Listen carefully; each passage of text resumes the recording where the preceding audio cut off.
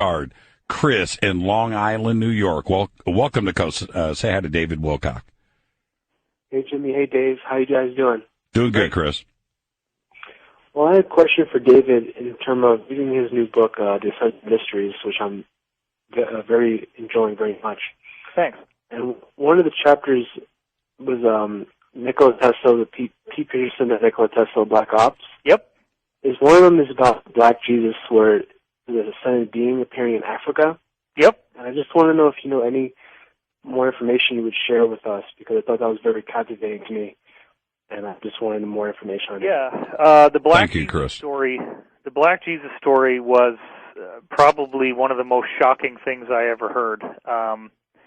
It came from my insider, Jacob, I call him that in the book, who actually was working for the Rothschilds and still does, and also is a whistleblower who doesn't really do what they want but continues to work for them because he feels like there's some very serious extraterrestrial threats to Earth and that what they're doing is very necessary to protect us. So the story goes that in the 1960s, there was a black man in Africa who came in with abilities complementary to those of Jesus. And he was performing miracles. He was starting to get people to listen to what he had to say. And the cabal tried to kill him, and, they could shoot him in the head, and his skull would just regenerate, and the flesh would grow back, and he was fine.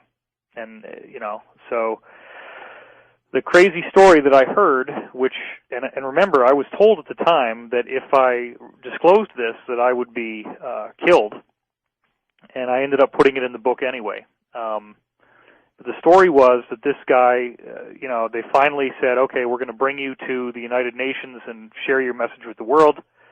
Let's get you on this flight. They bring him on this flight, and instead of bringing him to the United Nations, they shot him repeatedly, and then actually had some kind of meat grinder device, and basically like a bandsaw, I guess, and sawed up his body into a whole bunch of pieces, put him in these very like radioactive shielded containers, and then had all these fighter jets dock with the plane and fly his body parts to all corners of the world, where then these containers turned them into ash. And they thought that maybe this would defeat him, like that his body somehow, the tissue was necessary. So if they destroyed all the tissue in all these places across the world, maybe they could defeat him. Well, he then regenerated in their offices and was fully fine, fully intact. But the sad part is that he said, you guys so badly do not want me to be here that I am not going to be able to do any more. You're going to get what you want, but bear in mind that in the future, many others like me will be coming, and when they do, you will not be able to stop us. Wow. Wow. Well, that is all I know. Unfortunately, right. There's nothing more to the story than that. I don't incredible. But it is an incredible story. Incredible. Let's go to Wild Card. Thomas, right here in